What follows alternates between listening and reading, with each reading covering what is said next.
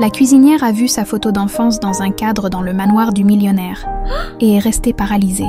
La pluie battait contre les vitres du manoir Varenne ce matin-là, créant une mélodie mélancolique qui accompagnait Lucie Perrin tandis qu'elle gravissait pour la première fois le grand escalier de marbre.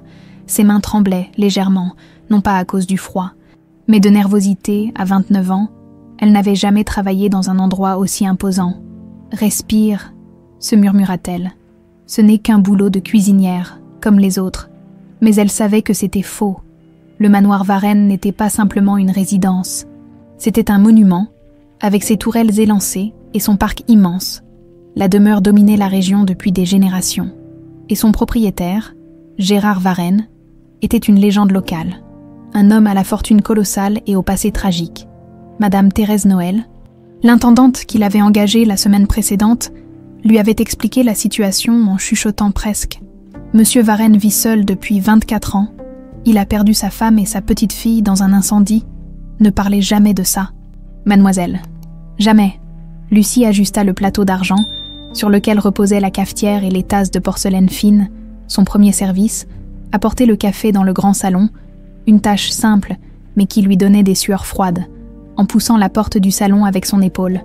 Elle fut saisie par la grandeur de la pièce. Des lustres en cristal pendaient hors du plafond, des tapisseries anciennes ornaient les murs, et une cheminée monumentale occupait le mur du fond. La pluie, à travers les hautes fenêtres, projetait des ombres dansantes sur le parquet. C'est alors qu'elle le vit, un tableau, accroché près de la cheminée, un portrait d'enfant, une petite fille d'environ 5 ans, vêtue d'une robe blanche, tenant un tournesol entre ses mains délicates. Son sourire était lumineux, ses yeux pétillants de vie. Les mains de Lucie se mirent à trembler violemment. Le plateau oscilla dangereusement avant de lui échapper complètement, s'écrasant au sol dans un fracas assourdissant. La porcelaine se brisa en 1000 morceaux, le café se répandit sur le tapis persan, mais Lucie ne voyait rien de tout cela. Elle fixait le portrait, incapable de détacher son regard. Sa respiration devint laborieuse, comme si l'air refusait soudain d'entrer dans ses poumons. Cette petite fille, c'était elle, les mêmes yeux, le même grain de beauté près du sourcil gauche. La même fossette au menton, des pas précipités résonnèrent dans le couloir, puis la porte s'ouvrit à la volée. Un homme de grande taille, aux cheveux poivre et sel et au visage marqué par les années, fit irruption dans la pièce. « Que se passe-t-il » demanda Gérard Varenne. Son regard passant du plateau renversé à la jeune femme pétrifiée, puis il vit ce qu'elle regardait et son expression changea. Quelque chose dans sa poitrine se serra douloureusement. Lucie pointa un doigt tremblant vers le portrait. « Cette petite fille » murmura-t-elle d'une voix étranglée par l'émotion. « Cette petite fille, c'est moi. » Gérard Varenne la fixa, incrédule. Son visage pâlit comme s'il avait vu un fantôme. « C'est impossible, » dit-il d'une voix qui trahissait son trouble. « C'est Amélie, ma fille. Elle est morte dans l'incendie il y a 24 ans. Avec ma femme. » Lucie secoua la tête, les larmes aux yeux. « Je vous assure que c'est moi. Cette robe, ce tournesol. Je me souviens de ce tournesol. » Un silence pesant s'installa, uniquement troublé par le crépitement du feu dans la cheminée et le murmure de la pluie contre les vitres. « Mademoiselle, Lucie, c'est ça, » dit finalement Gérard d'une voix contenue. « Je comprends votre émoi, mais c'est impossible. Ma fille est morte dans cet incendie. J'ai vu les ruines.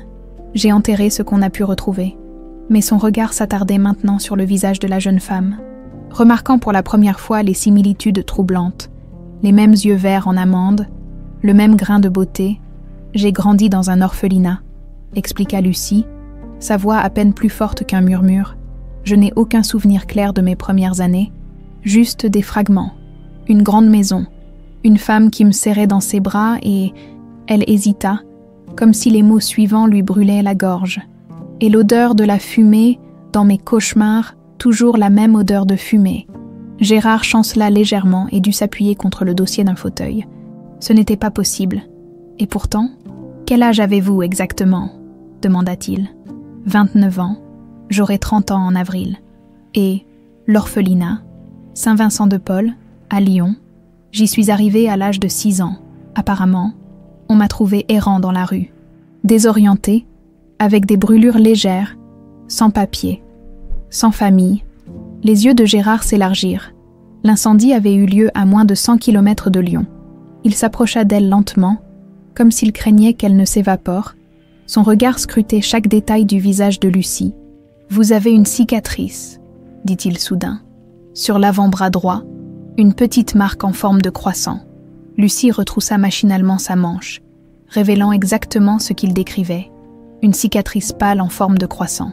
Une cicatrice qu'elle avait toujours eue, sans jamais savoir comment elle l'avait obtenue. « Comment savez-vous ça ?» Gérard ferma les yeux un instant, submergé par l'émotion. « Amélie s'est coupée en tombant sur un coquillage, lors de nos dernières vacances à la mer, 3 mois avant l'incendie. » Un nouveau silence s'installa, plus lourd encore que le précédent. Dehors, la pluie redoublait d'intensité, martelant les vitres comme pour souligner la tension qui régnait dans la pièce. Ce fut Madame Thérèse qui brisa ce moment suspendu en entrant dans le salon. « Mon Dieu, que s'est-il passé ici ?» Son regard passa du service à café brisé à Gérard et Lucie, immobiles face à face, comme figés dans le temps, dans l'embrasure de la porte. Une troisième silhouette apparut, un homme élégant d'une 60aine d'années, au sourire avenant et au regard vif. « Un problème, Gérard ?» demanda Vincent Aubry, son associé et ami de 30 ans, mais Gérard ne répondit pas immédiatement. Son regard était toujours rivé sur Lucie, sur ce visage qui ressemblait tant à celui de sa défunte épouse. « Vincent, » dit-il finalement, « je crois que nous avons besoin d'un médecin et d'un test ADN. » Le sourire de Vincent se figea imperceptiblement, tandis que son regard passait de Gérard à Lucie, puis au portrait accroché près de la cheminée. Cette nuit-là, allongée dans la petite chambre que Madame Thérèse lui avait attribuée sous les combles, Lucie ne parvint pas à trouver le sommeil. Les images défilaient dans son esprit. Le portrait, le visage bouleversé de Gérard Varenne, et surtout, ces fragments de souvenirs qui remontaient à la surface comme des bulles dans l'eau trouble de sa mémoire. Une maison, des rires, l'odeur des tournesols, et puis les flammes, la fumée, la peur, et pour la première fois depuis des années, elle se demanda si ces cauchemars n'étaient pas simplement des cauchemars, mais des souvenirs d'une vie qu'on lui avait volée. Les jours suivants s'écoulèrent dans une atmosphère étrange au manoir Varenne. Lucie avait conservé son poste de cuisinière, mais les regards que tous lui portaient avaient changé. Les domestiques chuchotaient sur son passage, et Madame Thérèse oscillait entre bienveillance protectrice et méfiance prudente. Gérard Varenne, quant à lui, semblait hanté. Lucie le surprenait parfois à l'observer en silence, comme s'il cherchait dans chacun de ses gestes la confirmation de l'impossible. Une semaine après l'incident du portrait, alors que le soleil perçait enfin à travers les nuages qui avaient enveloppé la région pendant des jours, Lucie prit une décision. Elle devait retourner à l'orphelinat, fouiller dans son passé. « Je voudrais prendre ma journée demain, si c'est possible », demanda-t-elle à Madame Thérèse, tandis qu'elles préparaient ensemble le déjeuner. L'intendante la regarda par-dessus ses lunettes. « Pour aller où, exactement ?»« À Lyon, à l'orphelinat Saint-Vincent-de-Paul. » Un silence s'installa, uniquement troublé par le bruit du couteau de Madame Thérèse qui continuait méthodiquement à découper des légumes. « Je suppose que c'est compréhensible, » dit-elle finalement. « Prenez la journée, je m'occuperai de prévenir monsieur. » Le lendemain, Lucie se réveilla avant l'aube. Le train pour Lyon partait à 7h32, et elle ne voulait pas le manquer. En descendant l'escalier de service, elle fut surprise de trouver Gérard Varenne dans le hall d'entrée, déjà habillé malgré l'heure matinale. « Madame Thérèse m'a dit que vous alliez à l'orphelinat », dit-il sans préambule. Lucie acquiesça, mal à l'aise. « Je voudrais venir avec vous », ajouta-t-il. Ce n'était pas une question, mais ce n'était pas non plus un ordre. Plutôt une requête, formulée avec une vulnérabilité que Lucie n'aurait jamais soupçonnée chez cet homme. « D'accord », répondit-elle. Prise au dépourvu, ils firent le trajet jusqu'à Lyon en silence, assis face à face dans un compartiment de première classe. Par la fenêtre, les paysages défilaient, brumeux dans la lumière naissante. Lucie ne pouvait s'empêcher de jeter des coups d'œil furtifs à Gérard. Cet homme pouvait-il vraiment être son père ? L'idée lui semblait à la fois absurde et terriblement séduisante. L'orphelinat Saint-Vincent-de-Paul était un bâtiment austère de briques rouges, encadré de tilleuls centenaires. En franchissant les grilles, Lucie sentit un frisson la parcourir. C'était ici qu'elle avait grandi, dans ces murs froids où l'affection était aussi rare que les jouets neufs. La directrice, Sœur Marie-Claire les reçut dans un petit bureau encombré de dossiers. Son regard s'adoucit en reconnaissant Lucie. « Ma petite Lucie, quelle surprise de te voir. » Puis, remarquant Gérard, elle se redressa légèrement, adoptant un ton plus formel. « Et vous êtes Gérard Varenne ?» répondit-il simplement. « Nous venons au sujet du passé de Lucie, de son arrivée ici. » Le sourire de sœur Marie-Claire s'effaça progressivement. « Je vois. Et que voulez-vous savoir exactement ?»« Tout, » intervint Lucie. « Comment je suis arrivée ici, qui m'a amenée, s'il y avait des documents. » La religieuse soupira, puis se leva pour ouvrir une armoire métallique. Elle en sortit un dossier usé, à la couverture décolorée. « Je n'étais pas encore directrice à l'époque, » expliqua-t-elle en feuilletant le dossier. « Mais je me souviens de ton arrivée. Tu étais si petite, si perdue. » Elle s'arrêta sur une page et la parcourut du regard. « Ici, amenée par les services sociaux le 17 novembre 1997. Trouvée errant seule dans les rues de Villeurbanne, âge approximatif. 5-6 ans, aucun papier d'identité. L'enfant se souvient uniquement de son prénom. Lucie, état physique, plusieurs brûlures légères aux bras et aux jambes, état de choc, déshydratation. » Lucie sentit sa gorge se nouer.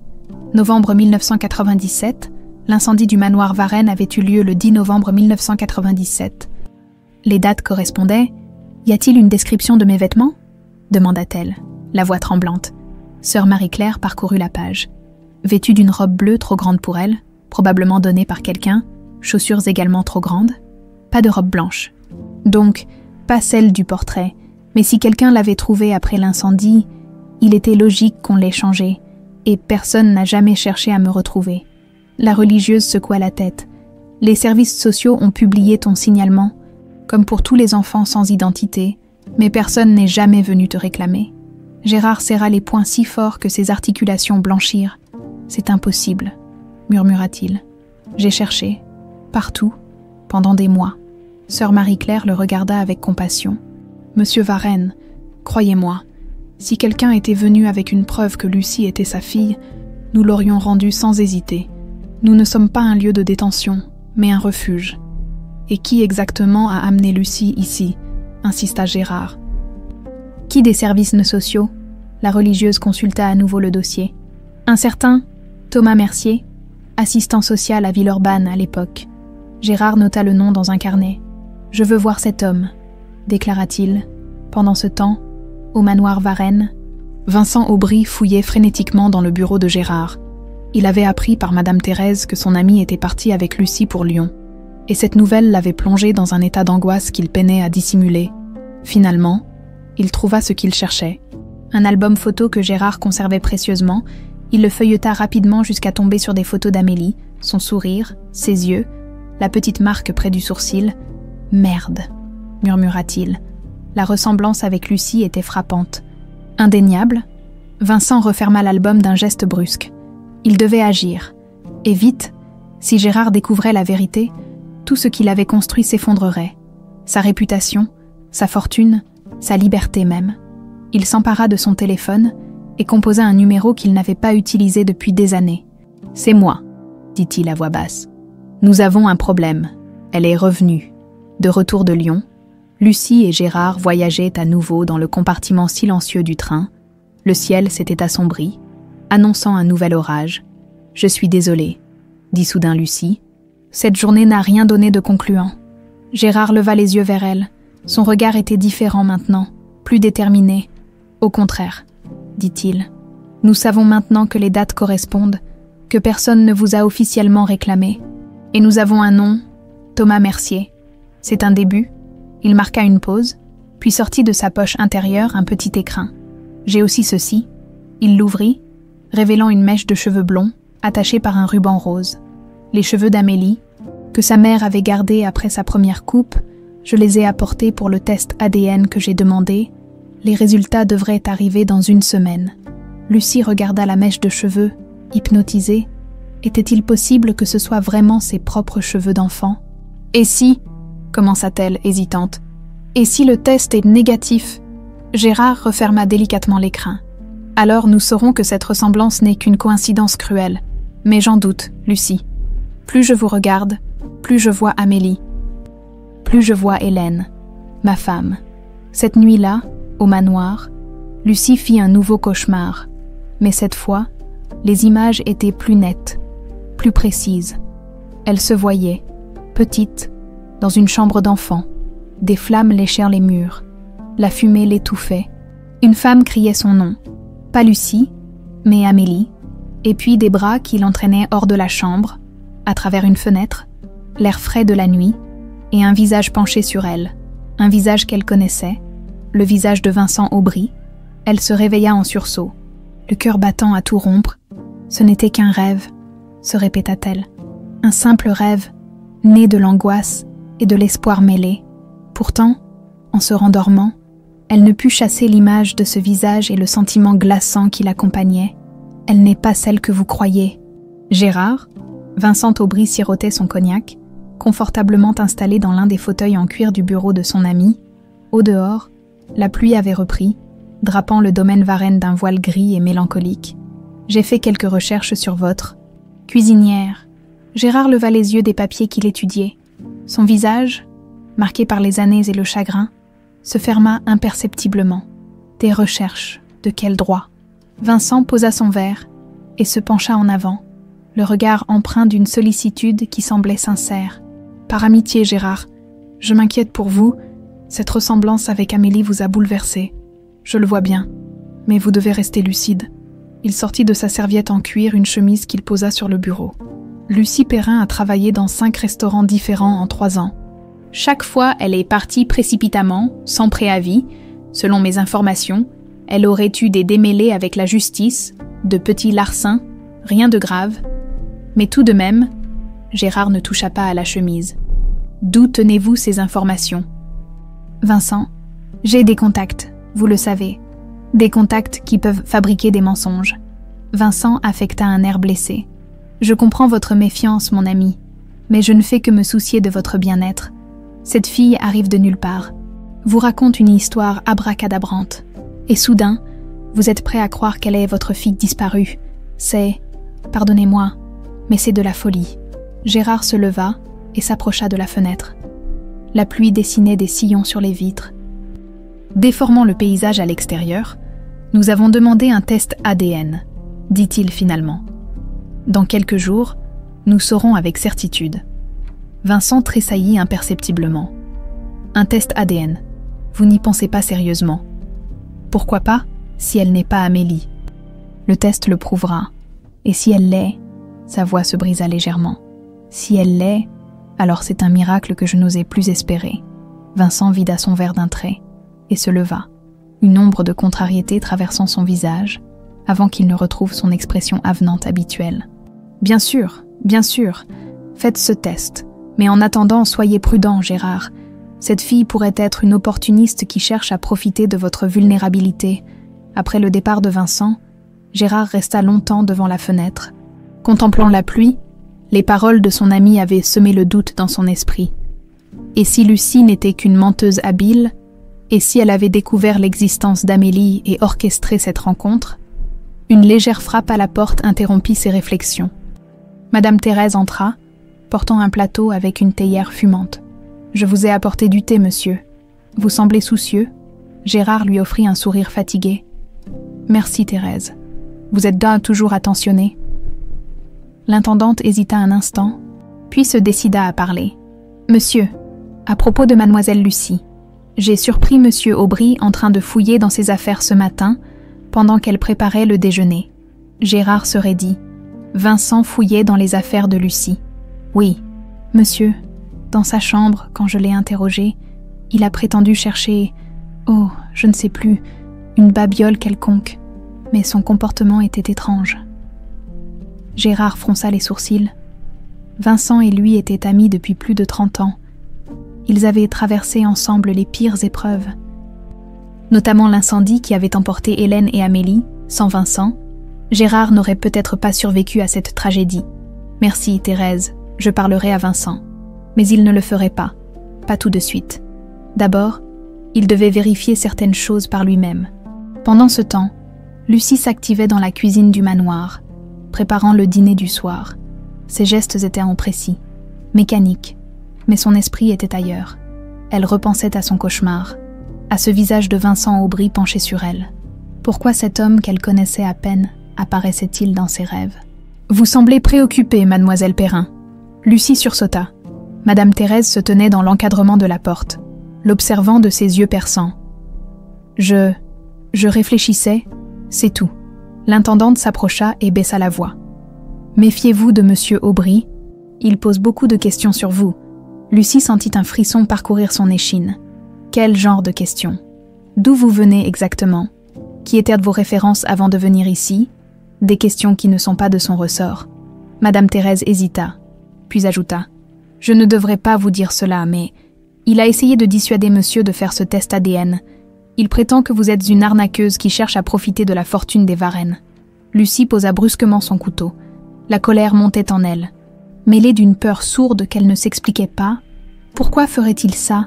Il ne me connaît même pas. Madame Thérèse haussa les épaules. Je l'ignore, mais monsieur Vincent a toujours été protecteur envers monsieur Varenne, peut-être trop. Cette nuit-là, incapable de trouver le sommeil, Lucie décida d'explorer le manoir. Elle avait besoin de réponses. Et peut-être que les murs de cette demeure pouvaient lui en fournir, armée d'une lampe torche. Elle se faufila dans les couloirs silencieux, évitant les planches qui craquaient. Elle ne savait pas exactement ce qu'elle cherchait. Mais ses pas la guidèrent naturellement vers l'aile est du manoir, celle qui avait été partiellement détruite par l'incendie et jamais totalement rénovée. Une porte condamnée par des planches barrait l'accès à cette section. Lucie hésita, puis, mue par une impulsion irrésistible, elle trouva un espace entre deux planches suffisamment larges pour s'y glisser. L'air était différent de ce côté-ci, plus lourd, chargé de l'odeur âcre de la cendre et de la moisissure. Les murs portaient encore les stigmates du feu. Noirci par la fumée, le parquet craquait dangereusement sous ses pas. Et pourtant, étrangement, Lucie se sentait chez elle ici, comme si ces ruines contenaient une part d'elle-même qu'elle avait perdue. Elle avança prudemment, éclairant son chemin de sa lampe, jusqu'à arriver devant une porte à moitié carbonisée. Son cœur battait à tout rompre tandis qu'elle la poussait. C'était une chambre d'enfant, ou plutôt, ça avait été une chambre d'enfant. Le plafond s'était partiellement effondré, exposant la charpente. Le papier peint à motif de tournesol pendait en lambeaux. Un lit calciné occupait encore un coin de la pièce, et sur le mur, miraculeusement épargné par les flammes, un prénom était peint en lettres cursives dorées. Amélie. Lucie sentit ses jambes fléchir. Elle s'appuya contre le mur, submergée par une vague de souvenirs fragmentaires. Cette chambre, elle la connaissait. Les tournesols, la fenêtre qui donnait sur le jardin, l'étagère avec les peluches. « Qu'est-ce que vous faites ici ?» La voix glaciale la fit sursauter violemment. Dans l'encadrement de la porte se tenait Vincent Aubry, en robe de chambre, le visage déformé par la colère. « Cette aile est interdite d'accès, c'est dangereux. » Lucie recula instinctivement. « Je suis désolée. Je voulais juste voir. » « Voir quoi exactement ?»« Chercher des preuves pour votre petit numéro. » Vincent s'avança, menaçant. « Je sais ce que vous faites. Vous avez découvert l'histoire d'Amélie et vous pensez pouvoir manipuler Gérard pour mettre la main sur sa fortune. » Lucie sentit la colère remplacer sa peur. « C'est faux. Je ne savais rien de cette famille avant d'arriver ici. Je n'avais jamais entendu parler d'Amélie Varenne. »« Menteuse » siffla Vincent. « Gérard est peut-être aveuglé par l'espoir, mais moi, je vois clair dans votre jeu. » Il s'approcha encore, et Lucie put sentir son haleine alcoolisée. « Partez, partez avant que ce test ne revienne négatif et que Gérard ne se rende compte de votre supercherie. » Lucie se redressa, refusant de se laisser intimider. « Le test ne sera pas négatif, monsieur Aubry, parce que je suis Amélie Varenne. Je ne sais pas comment, je ne sais pas pourquoi, mais au fond de moi, je le sais. » Le visage de Vincent se décomposa un instant, comme si ces mots avaient touché en lui une corde sensible. Puis il retrouva son masque de froideur. « Nous verrons bien, » murmura-t-il, avant de tourner les talons et de disparaître dans l'obscurité du couloir. Tremblante, Lucie resta un long moment immobile dans la chambre dévastée. Puis, lentement, elle s'approcha du mur, où le nom d'Amélie scintillait faiblement sous la lumière de sa torche. Elle tendit la main et effleura les lettres du bout des doigts. « Amélie » murmura-t-elle, goûtant ce prénom sur ses lèvres, ce prénom qui était peut-être le sien. Une violente tempête s'abattit sur la région ce soir-là. Le tonnerre grondait, faisant vibrer les vitraux du manoir Varenne, et les éclairs illuminaient sporadiquement les couloirs obscurs. Lucie se réveilla en sursaut, le front couvert de sueur froide. Encore ce cauchemar, toujours plus précis, toujours plus réel. Elle se leva et s'approcha de la fenêtre. La pluie martelait les carreaux avec fureur. Comme si elle cherchait à s'introduire dans la demeure, un éclair déchira le ciel, révélant brièvement la silhouette des arbres tordus par le vent, et soudain, ce fut comme si une digue cédait dans son esprit. Le fracas du tonnerre se transforma en craquement de poutres enflammées. L'éclair devint le reflet des flammes dévorant les rideaux. La chambre de Lucie disparut, remplacée par une autre, celle qu'elle avait découverte la veille, mais intacte, vivante, colorée. Elle était piégée. La fumée s'infiltrait sous la porte, dense et suffocante. Elle toussait, appelait à l'aide, mais sa voix d'enfant se perdait dans le rugissement de l'incendie. Amélie, une voix de femme, désespérée. Sa mère, Amélie, où es-tu? Elle voulait répondre, mais la fumée brûlait sa gorge. Elle se recroquevilla sous le lit, serrant contre elle sa peluche préférée, un lapin aux longues oreilles, déjà noirci par la fumée. La porte s'ouvrit violemment, laissant entrer une vague de chaleur insupportable. Une silhouette se précipita vers elle. À travers les flammes, sa mère, non, un homme, il la tira de sous le lit, l'enveloppa dans une couverture mouillée. « Ta mère est partie par l'autre côté », lui dit-il en la serrant contre lui. « Nous allons la rejoindre dehors. » Mais il ne l'emmena pas vers la porte. Il se dirigea vers la fenêtre, l'ouvrit d'un coup d'épaule, et sauta avec elle dans le vide. La chute, l'impact, la douleur fulgurante au bras. Puis ils coururent à travers les jardins, loin du manoir en flammes, loin des cris, loin de sa vie. « Maman », pleurait-elle. « Je veux ma maman. » L'homme la serrait toujours contre lui, courant, toujours courant. « Ta maman ne reviendra pas, » dit-il d'une voix étrange.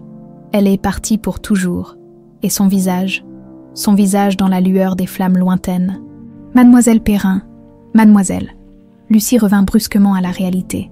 Madame Thérèse se tenait devant elle, l'air inquiet. « Vous allez bien?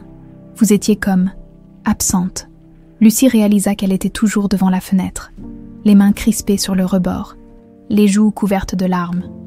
« Oui, ça va. Juste un mauvais souvenir. » L'intendante la dévisagea avec une expression indéchiffrable. « Vous devriez vous recoucher, il est encore tôt. » Mais Lucie savait qu'elle ne retrouverait pas le sommeil. Pas après ce souvenir, car c'était bien un souvenir. Elle en était maintenant certaine. Et le visage de l'homme qui l'avait emporté loin du manoir en flammes, loin de sa mère, c'était le visage de Vincent Aubry, au même moment, dans son bureau. Gérard Varenne examinait de vieux documents qu'il avait extraits d'un coffre-fort dissimulé derrière un tableau, des rapports d'enquête sur l'incendie, des coupures de journaux jaunis, des photos de la demeure ravagée par les flammes. L'enquête officielle avait conclu à un accident. Un court-circuit dans le système électrique vétuste de l'aile Est. Mais Gérard n'avait jamais été totalement convaincu. Certains détails le tracassaient, comme l'absence de véritable identification du corps de sa fille. Il reprit le rapport des pompiers, le relisant pour la 100e fois peut-être. 2 corps retrouvés dans les décombres, identifiés comme étant Hélène Varenne, 38 ans, et sa fille Amélie Varenne, 5 ans. Mais plus loin, dans les annexes techniques, une phrase l'avait toujours troublé. « Restes insuffisants pour une identification formelle de l'enfant ?» Comment avait-il pu conclure avec certitude que c'était Amélie? Alors, il fouilla plus profondément dans la pile de documents et trouva un rapport de police qu'il n'avait pas relu depuis des années. Le témoignage de Vincent Aubry y figurait, détaillant comment il était arrivé peu après le début de l'incendie, avait tenté d'entrer dans le manoir pour sauver Hélène et Amélie, mais avait été repoussé par les flammes. Vincent avait été un héros ce jour-là, selon tous les témoignages. Il avait même été légèrement brûlé en tentant de secourir la famille de son ami. Mais si Amélie avait survécu, pourquoi Vincent n'aurait-il rien dit? Un coup discret à la porte interrompit ses réflexions. C'était Lucie, pâle mais déterminée. « Monsieur Varenne, je dois vous parler. » Gérard l'invita à entrer et à s'asseoir. Il remarqua immédiatement son agitation. « Que se passe-t-il, Lucie ?» Elle prit une profonde inspiration. « J'ai eu un souvenir, très précis, de l'incendie. » Gérard se raidit. « Racontez-moi. » Lucie lui détailla sa vision. la chambre au tournesol, la fumée, les flammes, et surtout, Vincent l'emportant loin du manoir, lui disant que sa mère était partie pour toujours. À mesure qu'elle parlait, le visage de Gérard se décomposait. Ce qu'elle décrivait correspondait exactement à la chambre d'Amélie. Les tournesols, la disposition des meubles, même le lapin en peluche dont elle n'avait pu voir qu'une photo dans l'album que Gérard lui avait montré. « Pourquoi Vincent aurait-il fait ça ?» murmura Gérard, plus pour lui-même que pour Lucie. « Pourquoi m'aurait-il laissé croire que ma fille était morte ?» Lucie secoua la tête, impuissante. « Je l'ignore, mais je suis certaine de ce que j'ai vu. C'était lui. » Gérard se leva et se dirigea vers son bureau. Il en sortit une petite clé qu'il gardait toujours sur lui. « Venez avec moi. » Ils descendirent ensemble au rez-de-chaussée, puis dans une cave que Lucie n'avait jamais vue, au fond de celle-ci, une porte blindée était dissimulée derrière des étagères à vin. Gérard l'ouvrit avec sa clé, révélant une petite pièce au mur couvert de classeurs. « Les archives de l'entreprise Varenne », expliqua-t-il. « Tous les documents financiers depuis la création de la société par mon grand-père. » Il se dirigea vers une section particulière et en sortit plusieurs dossiers datant de 1997. Si Vincent a fait ce que vous dites, il devait avoir une raison assez puissante pour séparer un père de sa fille pendant 24 ans. Ils passèrent des heures à éplucher les documents financiers, bilans, comptes d'exploitation. Transactions diverses, Lucie ne comprenait pas grand-chose à ces chiffres, mais elle aidait Gérard à trier et organiser chronologiquement les pièces. Soudain, Gérard se figea, les yeux rivés sur un document. Mon Dieu! Il avait découvert une série de transactions suspectes effectuées par Vincent dans les semaines précédant l'incendie. Des sommes importantes avaient été détournées vers des comptes offshore, camouflés par une comptabilité créative que seul un examen minutieux pouvait révéler. Vincent volait l'entreprise, murmura Gérard. Et pas de petites sommes, des millions. Il continua à feuilleter les documents, reconstituant peu à peu le puzzle. Voilà pourquoi j'avais prévu un audit complet des comptes cette année-là. Vincent le savait, si l'audit avait eu lieu. Il aurait tout perdu, compléta Lucie. Mais l'audit n'a jamais eu lieu, poursuivit Gérard, la voix tremblante de rage contenue. Parce que ma femme et ma fille sont mortes, ou du moins, c'est ce que je croyais. J'étais dévastée, incapable de me concentrer sur quoi que ce soit pendant des mois, et Vincent a géré toutes les affaires à ma place, y compris l'annulation discrète de l'audit. Lucie sentit un frisson glacé parcourir son échine. Vous pensez qu'il a provoqué l'incendie pour éviter l'audit? Gérard serra les poings si fort que ses jointures blanchirent. Ce serait monstrueux. Mais cela expliquerait pourquoi il s'acharne tant à vous discréditer, si vous êtes vraiment Amélie, et si vous vous souvenez de ce qui s'est réellement passé cette nuit-là. Il n'acheva pas sa phrase. Il n'en avait pas besoin. À cet instant, le téléphone de Gérard vibra. Un email venait d'arriver.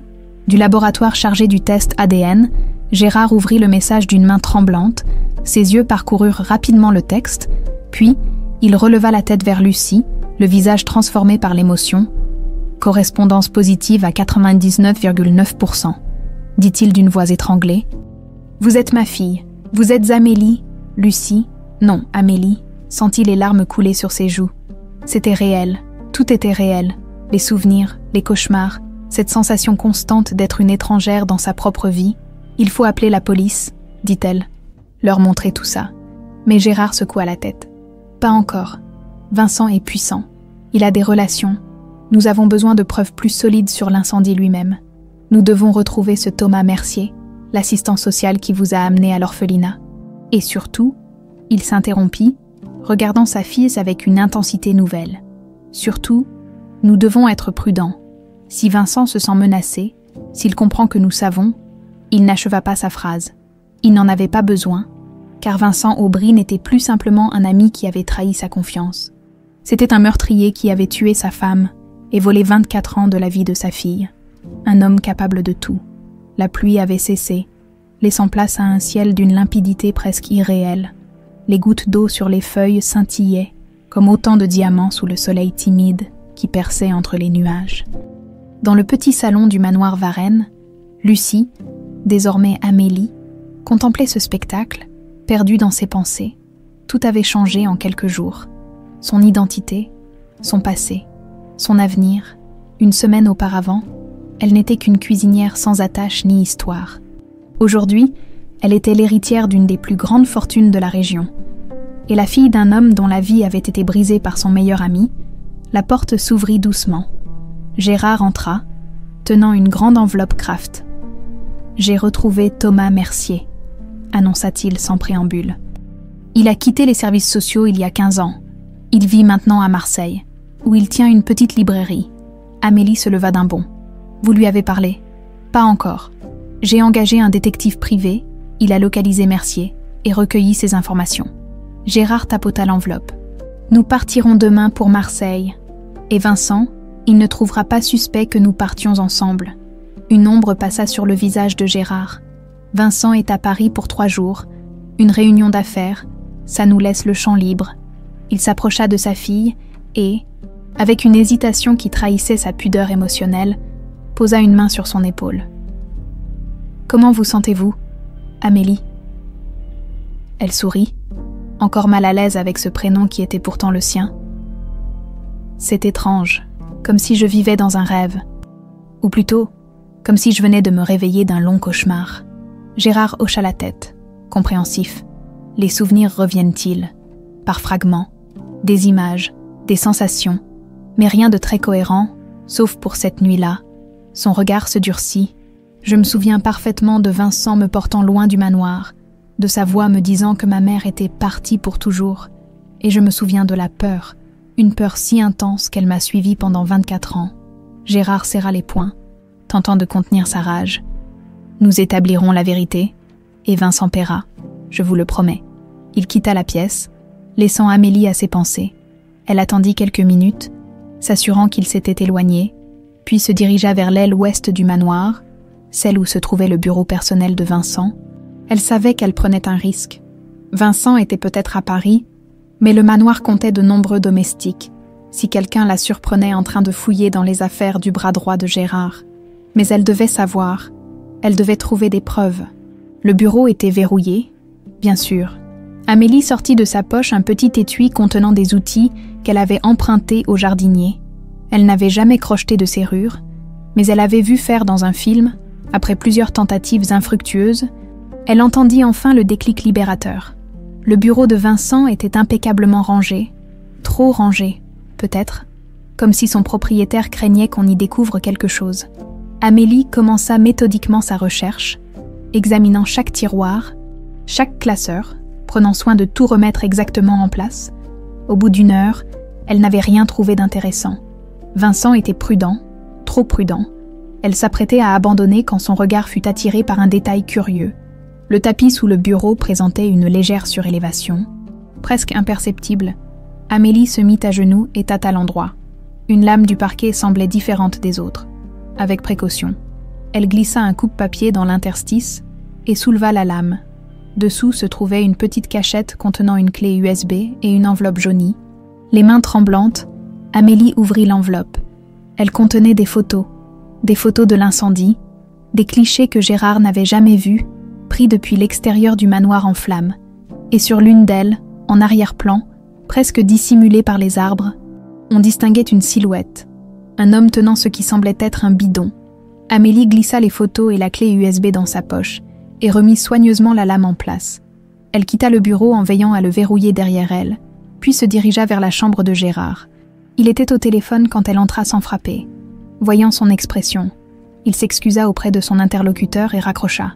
« Qu'y a-t-il » Sans un mot, Amélie lui tendit les photos. Gérard les examina, son visage se décomposant progressivement. « Où avez-vous trouvé ça ?»« Dans le bureau de Vincent, caché sous le plancher. » Gérard serra les photos si fort qu'elles se froissèrent. « Ce bidon, on dirait un jerrycan d'essence. Et la silhouette ressemble à Vincent, n'est-ce pas ?» Gérard acquiesça lentement. Ces photos prouvent qu'il était présent avant que l'incendie ne se déclare, pas après, comme il l'a toujours prétendu. Amélie sortit la clé USB. Il y a aussi ça. Ils se précipitèrent vers l'ordinateur de Gérard. La clé contenait un dossier unique nommé « Assurance ». À l'intérieur, des documents scannés, les polices d'assurance vie d'Hélène et d'Amélie, considérablement augmentées quelques semaines avant l'incendie. 6 millions d'euros, murmura Gérard. C'est la somme que l'assurance a versée après leur mort. Et devinez qui était le bénéficiaire secondaire, après moi ? Vincent, souffla Amélie. Vincent, confirma Gérard, qui m'a généreusement proposé de gérer cet argent pendant ma période de deuil. Je lui ai donné une procuration complète. L'argent a été investi dans diverses sociétés qui, je le réalise maintenant, devaient lui appartenir. Il se passa une main sur le visage, accablé par la trahison. Il a tout planifié, le détournement de fonds, l'incendie pour éviter l'audit, l'argent de l'assurance, tout. Mais il n'avait pas prévu qu'une enfant de 5 ans puisse survivre et se souvenir, compléta Amélie. Il n'avait pas prévu que je reviendrais. Gérard se tourna vers elle, les yeux brillants d'une détermination nouvelle. Nous tenons notre preuve, Amélie, avec ses photos et ses documents. Nous pouvons aller à la police. Mais Amélie secoua la tête. Ce n'est pas suffisant. Ces photos sont troublantes, mais un bon avocat pourrait les contester. Nous avons besoin du témoignage de Thomas Mercier. Nous avons besoin qu'il confirme que c'est Vincent qui m'a amené à l'orphelinat. Gérard réfléchit un instant, puis hocha la tête. Vous avez raison. Nous partirons pour Marseille dès demain, comme prévu. Cette nuit-là, tandis que le manoir Varenne s'endormait sous un ciel étoilé, Vincent Aubry recevait un appel dans sa suite d'hôtel parisienne. « Monsieur Aubry, c'est François, de la sécurité du manoir. Que se passe-t-il » demanda Vincent, soudain tendu. « Quelqu'un a fouillé dans votre bureau cet après-midi. Le système de sécurité que vous avez fait installer secrètement a enregistré toute la scène. Qui ? La fille. Monsieur, mademoiselle Perrin. » Vincent serra le téléphone à s'en blanchir les jointures. « Qu'a-t-elle pris ? » ?»« Je ne saurais dire, monsieur. Mais elle a découvert votre cachette sous le plancher. » Un silence glacial s'installa quand Vincent reprit la parole. Sa voix avait changé. Plus froide, plus dure. « Annulez tous mes rendez-vous à Paris. Je rentre immédiatement. » Il raccrocha et commença à faire sa valise. Son plan prenait forme dans sa tête. Un plan désespéré. Mais il n'avait plus le choix. Si Gérard voyait ses photos, s'il découvrait les documents de l'assurance, son téléphone sonna à nouveau. C'était son contact à la banque. « Monsieur Aubry, vous avez demandé à être informé de tout mouvement inhabituel sur les comptes de Monsieur Varenne. »« Oui, que se passe-t-il ?»« Il vient de réserver 2 billets de train pour Marseille. Départ demain matin, 8h32. » Vincent raccrocha sans même remercier. Marseille, que pouvait-il bien chercher à Marseille ? Puis il se souvint, Thomas Mercier, l'assistant social qui avait accepté de l'aider, moyennant une somme substantielle, à faire disparaître la petite Amélie dans le système. Si Gérard et la fille parlaient à Mercier, Vincent termina sa valise en hâte, il avait un train à prendre, la petite librairie Les Pages Bleues était nichée dans une ruelle étroite du Panier. Le vieux quartier de Marseille, l'odeur de la mer toute proche, se mêlait aux effluves de café provenant de la terrasse voisine, où Amélie et Gérard s'étaient installés, attendant l'ouverture de la boutique. « Vous êtes sûr que c'est lui ?» demanda Amélie, observant la devanture modeste aux volets bleus délavés. Gérard acquiesça, consultant une dernière fois le dossier préparé par son détective. Thomas Mercier, 62 ans, ancien assistant social à Villeurbanne jusqu'en 2008, a ouvert cette librairie en 2010 avec l'argent d'un héritage surprise, selon ses propres termes. Un héritage surprise qui pourrait bien être un pot de vin de Vincent, murmura Amélie. À 10 heures précises, un homme aux cheveux gris et à la silhouette voûtée apparut et déverrouilla la porte de la librairie. Gérard et Amélie échangèrent un regard, puis se levèrent d'un même mouvement. La clochette de la porte tinta doucement lorsqu'ils entrèrent. L'intérieur était exactement ce qu'on pouvait attendre d'une librairie de quartier. Étagères en bois sombre, échelles roulantes, odeur de papier et de poussière. Thomas Mercier leva les yeux de sa caisse enregistreuse. « Bonjour, que puis-je » Il s'interrompit brusquement. Son visage se vidant de toute couleur, il avait reconnu Gérard. Et plus troublant encore, il semblait avoir reconnu Amélie. « Monsieur Mercier », commença Gérard d'une voix calme qui contrastait avec la tension palpable. « Nous aimerions vous parler de la nuit du 10 novembre 1997. » Le libraire s'agrippa au comptoir. Comme pour se stabiliser, « Je ne sais pas de quoi vous parlez, » balbutia-t-il. « Qui êtes-vous ? Vous savez parfaitement qui je suis, » répondit Gérard. « Et vous savez qui est cette jeune femme à côté de moi ?» Amélie fit un pas en avant. « Vous m'avez amené à l'orphelinat Saint-Vincent de Paul. Vous m'avez enregistré sous le nom de Lucie Perrin. Mais mon vrai nom est Amélie Varenne. » Le visage de Mercier se décomposa davantage. Il jeta un regard désespéré vers la porte, comme s'il envisageait de fuir. Je vais appeler la police, murmura-t-il. Excellente idée, approuva Gérard. J'ai justement beaucoup de choses à leur raconter à propos d'un incendie criminel, d'un enlèvement d'enfants, d'une complicité après les faits. Mercier chancela jusqu'à une chaise et s'y effondra. « Qu'est-ce que vous voulez ?» demanda-t-il d'une voix éteinte. « La vérité ?» répondit simplement Amélie. « Toute la vérité ?» Après un long silence, Mercier se leva, retourna le panneau ouvert de sa porte et tira les rideaux. « Venez à l'arrière-boutique, nous ne serons pas dérangés. » Il les conduisit dans une petite pièce encombrée de cartons de livres. Une bouilloire électrique, une tasse ébréchée et des sachets de thé bon marché témoignaient de sa vie solitaire. « Vincent m'a appelé hier soir, » annonça-t-il sans préambule. « Il m'a dit que vous viendriez peut-être. Il m'a rappelé notre accord. » « Quel accord exactement ?» pressa Gérard. Mercier se passa une main tremblante sur le visage. « J'étais endetté jusqu'au cou en 97. Jeux, alcool, mauvais investissements. J'allais tout perdre. Ma maison, mon travail, ma femme. Vincent est venu me voir un jour. Il m'a dit qu'il avait un service à me demander. Un service qui effacerait toutes mes dettes. » Il leva des yeux embués vers Amélie. « Il est arrivé au bureau des services sociaux avec vous. Une petite fille, terrifiée, couverte de suie, avec des brûlures légères. Il m'a dit que vous étiez une enfant maltraitée qu'il avait secourue.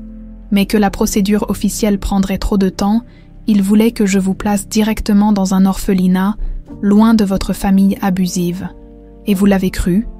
demanda Gérard, incrédule. Mercier eut un rire amer. « Bien sûr que non. On ne travaille pas 20 ans dans les services sociaux sans développer un 6e sens pour les menteurs. » Mais l'argent qu'il offrait, c'était ma seule porte de sortie. Il se leva et s'approcha d'une étagère, derrière quelques livres.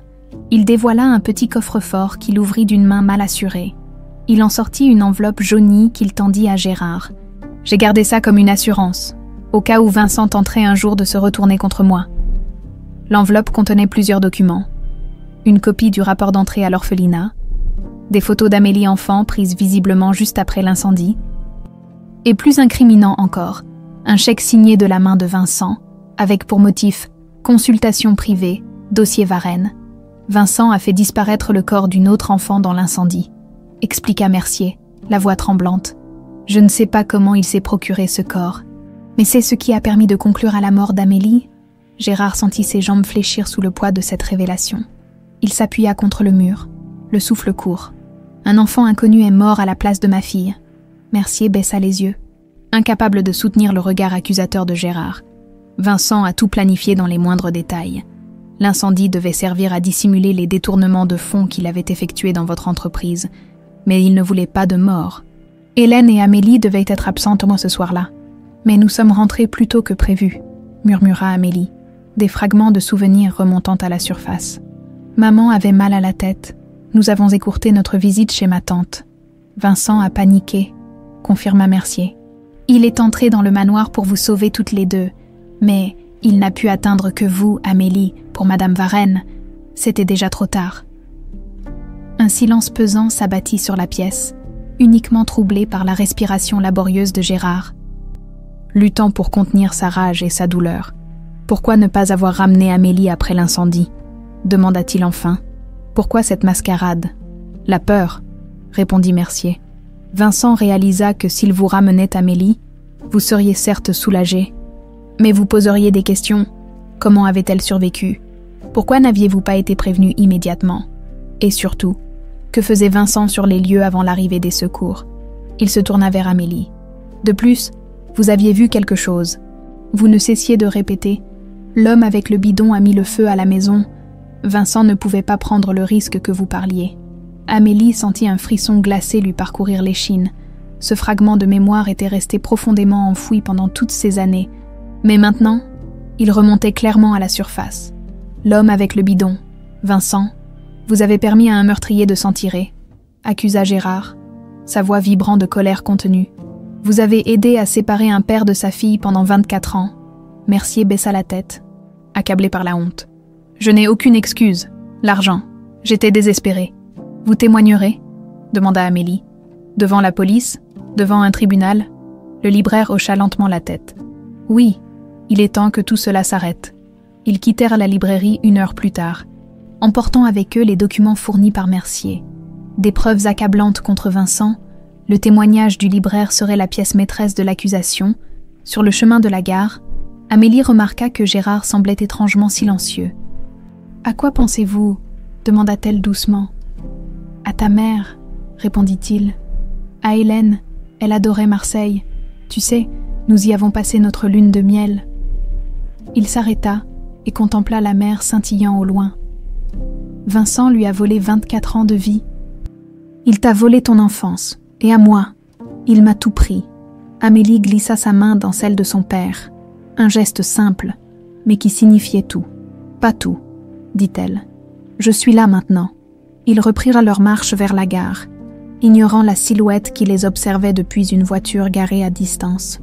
Vincent Aubry, le visage déformé par une haine froide, calculatrice. « Profitez de vos retrouvailles, » murmura-t-il. « Elles seront de courte durée. » Le train filait à travers les paysages de Provence, laissant derrière lui Marseille et ses secrets enfin dévoilés. Amélie contemplait par la fenêtre les champs de lavande qui défilaient, teintés d'orange par le soleil couchant. À côté d'elle, Gérard parlait au téléphone à voix basse. Il organisait la confrontation avec Vincent. « Oui, maître Dufresne, nous serons de retour ce soir, » disait-il à son avocat. « J'aimerais que vous soyez présent demain matin au manoir. Nous avons toutes les preuves nécessaires maintenant. » Amélie n'écoutait que d'une oreille. Son esprit vagabondait, reconstruisant patiemment le puzzle de sa vie. Chaque souvenir retrouvé était comme une pièce qui retrouvait sa place. Complétant peu à peu le tableau de son enfance volée, elle se revoyait courant dans les jardins du manoir, sa mère l'appelant pour le goûter, son père la soulevant haut dans ses bras pour qu'elle puisse toucher les branches basses des pommiers, des fragments de bonheur. Antérieure à la nuit où tout avait basculé, Amélie, la voix de Gérard la ramena au présent. Il avait terminé son appel et la regardait avec une expression indéchiffrable. « Oui, j'ai réfléchi à notre stratégie. Vincent est rusé et désespéré. Une combinaison dangereuse. Nous devons être parfaitement préparés. » Il sortit un carnet et commença à griffonner un plan. « Voici comment nous allons procéder. Demain matin, j'organiserai une réunion d'affaires avec Vincent dans mon bureau. Un prétexte banal. La signature de nouveaux contrats. Maître Dufresne sera présent, ainsi que 2 inspecteurs de police en civil. Ils se feront passer pour des investisseurs. » Amélie hocha la tête, suivant attentivement les explications de son père. « Je lancerai la conversation sur des sujets anodins. Puis j'aborderai progressivement l'incendie, les détournements de fonds, l'assurance vie. À chaque étape, nous dévoilerons une nouvelle preuve, les photos, les documents financiers, le témoignage enregistré de Mercier. Et moi, quel sera mon rôle ?» Gérard hésita, comme s'il redoutait sa réaction. « J'aimerais que tu restes à l'écart, Amélie, dans une pièce adjacente, avec un autre policier. Vincent est capable de tout. Je ne veux pas te mettre en danger. » Amélie secoua fermement la tête. « C'est hors de question. C'est autant mon combat que le vôtre. Plus, même. C'est ma vie qu'il a volée. Mon identité qu'il a effacée. » Elle posa sa main sur celle de son père. « Et puis, ma présence le déstabilisera. Il ne s'attend pas à ce que je sois là. Il pensera que je suis encore à Marseille. » Gérard considéra l'argument, puis acquiesça lentement. « Tu as raison. Ta présence pourrait être l'élément qui le fera craquer. » Il reprit son plan, y ajoutant le rôle d'Amélie. Ils peaufinèrent leur stratégie pendant le reste du trajet, anticipant les réactions possibles de Vincent, préparant leurs réponses, s'assurant que chaque preuve serait présentée au moment optimal. Ce qu'ils ignoraient, c'est que dans un autre wagon du même train, Vincent Aubry élaborait son propre plan. Après avoir observé Gérard et Amélie quitter la librairie de Mercier, il s'était précipité chez le vieil homme. Une conversation brève mais intense s'en était suivie. Des menaces, une somme considérable d'argent, et la promesse que tout serait bientôt terminé. Mercier avait cédé, comme Vincent savait qu'il céderait. L'ancien assistant social n'avait jamais été un homme de principe. À présent, Vincent devait agir vite. Il savait que Gérard ne tarderait pas à contacter la police. Il devait le devancer, neutraliser la menace. Définitivement, le train arriva en gare tard dans la soirée. Gérard et Amélie prirent un taxi jusqu'au manoir. Tandis que Vincent louait une voiture sous un faux nom, il ne rentrerait pas directement. Il avait d'autres préparatifs à faire. Au manoir, Madame Thérèse les accueillit avec une inquiétude manifeste. « Monsieur Vincent est revenu plus tôt que prévu de Paris », annonça-t-elle à voix basse. Il est passé prendre quelques affaires puis est reparti, il semblait agité. Gérard et Amélie échangèrent un regard préoccupé. « A-t-il dit où il allait ?» demanda Gérard. « Non, monsieur, mais il a laissé entendre qu'il reviendrait demain matin pour une réunion importante. » Gérard hocha la tête, l'air sombre. « Prévenez-moi immédiatement s'il revient avant. » Ils montèrent à l'étage, où Gérard insista pour qu'Amélie s'installe dans la chambre adjacente à la sienne, une précaution supplémentaire qu'elle ne contesta pas. La situation devenait trop dangereuse pour prendre le moindre risque. Après un dîner léger servi dans le petit salon, ils vérifièrent une dernière fois tous les documents qu'ils présentèrent le lendemain. Chaque preuve était accablante. Mais ensemble, elles formaient un réquisitoire implacable contre Vincent Aubry. « Nous le tenons », murmura Gérard, la voix lourde de la vengeance à venir. Amélie acquiesça silencieusement. Elle aurait dû se sentir soulagée, peut-être même triomphante. Pourtant, une angoisse sourde persistait en elle. Comme un pressentiment funeste, « Tout ira bien », assura Gérard, remarquant son inquiétude. Demain, à cette heure-ci, Vincent sera derrière les barreaux. Ils se séparèrent pour la nuit, épuisés par leur journée et les émotions intenses qu'ils avaient traversées. Amélie se glissa dans le lit de la chambre d'amis, mais le sommeil la fuyait. Les ombres dansaient sur les murs, évoquant les flammes de ses cauchemars d'enfance. À 3 heures du matin, un bruit ténu la fit sursauter, des pas feutrés dans le couloir. Elle retint sa respiration, écoutant intensément. Rien. Le silence était revenu. Plus oppressant encore, elle se leva et entr'ouvrit doucement sa porte. Le couloir était plongé dans l'obscurité, uniquement éclairé par la lueur pâle de la lune filtrant à travers les fenêtres. Tout semblait normal pourtant. Son instinct lui criait que quelque chose n'allait pas. Elle traversa le couloir sur la pointe des pieds et frappa doucement à la porte de Gérard. Pas de réponse. « Père », murmura-t-elle, utilisant ce mot pour la première fois. Toujours aucune réponse. Elle tourna la poignée. La porte n'était pas verrouillée. La chambre était vide, le lit défait, comme si Gérard s'était levé à la hâte. Une vague de panique la submergea. Où pouvait-il être à cette heure? Elle descendit l'escalier principal, évitant soigneusement les marches qui craquaient, et se dirigea vers le bureau. Une lueur filtrait sous la porte. Quelqu'un était là. Elle s'approcha et colla son oreille contre le bois. Des voix, celle de Gérard, tendue, et celle de Vincent, étrangement calme. « Ne pouvez pas vous en tirer comme ça », disait Gérard. « Les preuves sont accablantes. »« Quelles preuves ?» répliqua Vincent, presque amusé. « Ces photos floues, ces documents qui pourraient avoir été falsifiés, le témoignage d'un vieil alcoolique discrédité. » Amélie entr'ouvrit légèrement la porte. La scène qui s'offrait à elle la glaça d'effroi. Gérard était assis dans un fauteuil, tandis que Vincent se tenait devant lui, un revolver à la main. « Mercier ne témoignera pas », continuait Vincent. « Il a été convaincu de se rétracter. Et quant à vous, mon cher ami, vous allez malheureusement succomber à une crise cardiaque cette nuit. Tragique, mais pas surprenant vu votre âge et le stress récent. » Gérard soutenait son regard sans ciller. « Et ma fille, qu'avez-vous prévu pour elle ?»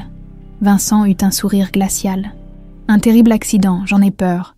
La pauvre jeune femme, bouleversée par la mort subite de son père retrouvé, décidera de mettre fin à ses jours, à moins que... » Il laissa sa phrase en suspens, jouant avec le revolver. « À moins que vous ne signiez ces documents ?» Vincent poussa une liasse de papier vers Gérard. « Un testament, rédigé il y a quelques semaines, vous m'y léguez la majorité de vos parts dans l'entreprise, reconnaissant ma loyauté indéfectible à travers les années. »« Jamais », gronda Gérard. Vincent haussa les épaules. « Comme vous voudrez, mais réfléchissez bien. Votre signature pourrait sauver la vie de votre précieuse fille retrouvée. » Amélie n'hésita qu'une fraction de seconde. Elle poussa violemment la porte et se rua dans la pièce. « Lâchez cette arme, Vincent !» L'homme pivota, surpris, pointant instinctivement son revolver vers elle. Gérard profita de cette diversion pour bondir de son fauteuil et se jeter sur Vincent. Les deux hommes basculèrent au sol dans un fracas de meubles renversés. Le revolver glissa sur le parquet. Amélie se précipita pour le récupérer. Mais Vincent, malgré son âge, fit preuve d'une vigueur surprenante. Il repoussa Gérard d'un coup de pied et tendit la main vers l'arme. Amélie fut plus rapide. Elle s'en empara et la pointa vers Vincent. C'est fini, déclara-t-elle, la voix tremblante mais déterminée. Vous avez perdu. Vincent la fixa, une lueur démente dans le regard. Tu crois vraiment que c'est fini, petite Amélie? Ça ne fait que commencer. D'un mouvement vif, il sortit un petit objet de sa poche, un briquet, et le lança vers les rideaux. La flamme jaillit, léchant immédiatement le tissu sec qui s'embrasa avec une rapidité effrayante. « Non !» hurla Amélie, horrifiée par ce cauchemar qui se répétait. Vincent profita de sa stupeur pour se relever et se précipiter vers la porte. Gérard tenta de l'intercepter, mais Vincent lui asséna un violent coup à la tempe avec un presse-papiers en bronze. Gérard s'écroula, sonné. Cette fois, personne n'en réchappera. Lança Vincent avant de disparaître dans le couloir. Les flammes montaient déjà jusqu'au plafond, dévorant les rideaux et léchant le bois précieux des bibliothèques. La fumée épaississait rapidement, transformant l'air en poison brûlant. « Père !» Amélie se précipita vers Gérard. Toujours étendu sur le sol, une entaille sur sa tempe saignait abondamment. Mais il respirait. Elle le secoua doucement. « Réveillez-vous, il faut sortir d'ici. » Gérard ouvrit péniblement les yeux, désorienté. « Vincent, je sais, il a mis le feu encore une fois. » Amélie passa le bras de son père autour de ses épaules et l'aida à se relever. La chaleur devenait insupportable et la fumée les faisait tousser violemment. « Les documents !» balbutia Gérard, tentant de se dégager. Les preuves contre Vincent. Amélie jeta un regard désespéré vers le bureau où étaient étalées leurs précieuses preuves. Désormais menacée par les flammes, si elles disparaissaient, Vincent s'en tirerait une fois de plus. « Je vais les chercher. Vous, sortez. » « Non. » Gérard la retint. « Pas question que je te perde à nouveau. » Un craquement sinistre au-dessus de leur tête précipita leur décision. Une poutre du plafond commençait à céder. « Ensemble !» décida Amélie. « Vite !» Ils se ruèrent vers le bureau. Amélie rassembla frénétiquement les documents pendant que Gérard ouvrait son coffre-fort pour en extraire une clé USB, leur sauvegarde numérique. Puis ils se dirigèrent vers la porte, courbés sous la fumée qui s'épaississait. Le couloir était déjà envahi par les flammes. Vincent avait dû répandre un accélérant pour que le feu se propage si vite. « Par ici !» cria Gérard, entraînant Amélie vers une porte dérobée dissimulée derrière une tapisserie. Elle menait à un étroit escalier de service. Ils descendirent aussi vite que possible, entendant l'alarme incendie se déclencher enfin au-dessus d'eux. Des cris retentissaient dans le manoir. Les domestiques qui s'éveillaient, découvrant l'horreur. Au rez-de-chaussée, ils débouchèrent dans la cuisine, miraculeusement encore épargnée par les flammes. Madame Thérèse s'y trouvait déjà, en robe de chambre, le visage déformé par la panique. « Monsieur, mademoiselle, Dieu soit loué. Où sont les autres ?» demanda Gérard, s'efforçant de rester lucide malgré sa blessure. « Tous dehors, je crois. J'étais venu chercher le téléphone pour appeler les pompiers. Faites vite, » ordonna Gérard. « Et dites-leur de prévenir la police également. Vincent Aubry a tenté de nous tuer. Il est peut-être encore dans les parages. » Tandis que Madame Thérèse composait frénétiquement le numéro des secours, Gérard et Amélie sortirent par la porte de service. L'air frais de la nuit leur sembla miraculeux après la fournaise qu'ils venaient de traverser. Dehors, c'était le chaos. Les domestiques en tenue de nuit s'étaient regroupés sur la pelouse à bonne distance du manoir. Certains pleuraient, d'autres fixaient avec horreur les flammes qui dévoraient maintenant toute l'aile ouest. Le crépitement du feu se mêlait au gémissement des poutres centenaires, qui cédaient une à une. « 24 ans !» murmura Gérard, contemplant la scène avec un regard hanté. « 24 ans, et l'histoire se répète. »« Pas exactement », dit une voix derrière eux. Ils se retournèrent d'un bond. Vincent se tenait là, à quelques mètres, toujours armé du revolver qu'il avait récupéré. Son visage, éclairé par les reflets orangés de l'incendie, avait quelque chose de diabolique. Cette fois, il n'y aura pas de survivants. Amélie sentit Gérard se raidir à côté d'elle. Mais étrangement, elle-même n'avait plus peur. La terreur qui l'avait habitée pendant 24 ans s'était dissipée, remplacée par une froide détermination. « C'est fini, Vincent », dit-elle calmement. « Les pompiers et la police sont en route. Même si vous nous tuez, nous avons envoyé des copies de toutes les preuves à plusieurs personnes. Votre jeu est terminé. » Vincent eut un rire sec, presque fou. « Mensonge, vous n'avez pas eu le temps. Tester notre parole vaut-il vraiment la peine de rajouter 2 meurtres à vos crimes ?» intervint Gérard. Vous risquez déjà la perpétuité pour ce que vous avez fait. » Quelque chose vacilla dans le regard de Vincent. Un doute. Peut-être. Le revolver trembla légèrement dans sa main. « Vous ne comprenez pas, » dit-il, sa voix perdant soudain de son assurance. « Je n'ai jamais voulu tout ça. L'incendie devait juste être une diversion. Un petit sinistre contrôlé. Hélène et Amélie devaient être chez votre belle-sœur ce soir-là. Mais nous sommes rentrés plus tôt, » compléta Amélie. Vincent acquiesça, son masque de froide détermination se fissurant. Quand j'ai compris qu'il y avait quelqu'un dans la maison, j'ai essayé d'arrêter le feu. Vraiment. Mais c'était trop tard. Les flammes étaient partout. « Alors vous êtes entrés pour nous sauver ?» demanda Amélie, sceptique. « Oui, j'ai trouvé Hélène d'abord. Elle était déjà inconsciente à cause de la fumée. Je n'ai pas pu la porter. Puis je t'ai entendu tousser, Amélie. J'ai suivi le bruit jusqu'à ta chambre. » Ses yeux se perdirent un instant dans le vague. Revivant cette nuit tragique, je t'ai sortie par la fenêtre. Tu étais si légère dans mes bras. Une fois dehors, j'ai voulu retourner chercher Hélène. Mais le plafond s'est effondré. C'était trop tard. Des larmes coulaient maintenant sur les joues de Vincent. Des larmes sincères, réalisa Amélie avec stupéfaction. Pourquoi ne pas avoir ramené Amélie à son père ? Demanda Gérard, sa voix vibrante d'une colère contenue. Pourquoi l'avoir abandonnée dans un orphelinat ? Vincent baissa les yeux, incapable de soutenir le regard accusateur de son ancien ami. La panique, au début, je voulais juste la mettre en sécurité le temps de trouver comment expliquer. Puis j'ai réalisé que si Amélie parlait de l'homme avec le bidon, de moi, tout serait fini. Alors j'ai contacté Mercier, une solution temporaire. Me disais-je, juste le temps que les choses se tassent. 24 ans, murmura Gérard. Vous appelez ça temporaire. Chaque année qui passait rendait le retour en arrière plus difficile, répondit Vincent, sa voix à peine audible. J'avais détruit trop de vies. Il était trop tard pour réparer. Les sirènes retentirent au loin.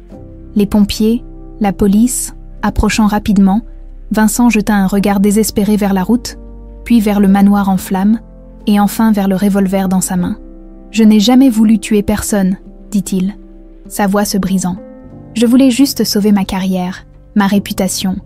J'étais au bord de la ruine, ces détournements de fonds. C'était censé être temporaire aussi. J'allais tout rembourser. » Il laissa échapper un rire amer, sans joie. Les mensonges s'enchaînent. N'est-ce pas, un petit mensonge pour en couvrir un autre, puis un autre, et encore un autre, jusqu'à ce qu'on ne puisse plus respirer sous leur poids. Les sirènes étaient maintenant toutes proches. Les gyrophares illuminaient la nuit à travers les arbres du parc. « Posez cette arme, Vincent, » dit doucement Gérard. « Il est temps d'assumer. » Vincent fixa longuement l'arme dans sa main, comme s'il la découvrait pour la première fois. « Tu sais, » dit-il à Amélie, ignorant les paroles de Gérard, « pendant toutes ces années, je me suis demandé ce que tu étais devenue. Je te cherchais dans le visage des jeunes femmes que je croisais, comme un fantôme qui me hantait. » Il fit un pas en avant, puis tendit lentement le revolver, crosse en avant, vers Gérard. « Je suis fatigué de fuir. » Gérard s'approcha prudemment et prit l'arme. Et, au même moment, les premiers véhicules de police débouchèrent dans l'allée du manoir, suivis de près par les camions de pompiers. Vincent regarda une dernière fois le manoir en flammes, puis se tourna vers Amélie. « Je ne te demande pas de me pardonner. Ce que j'ai fait est impardonnable.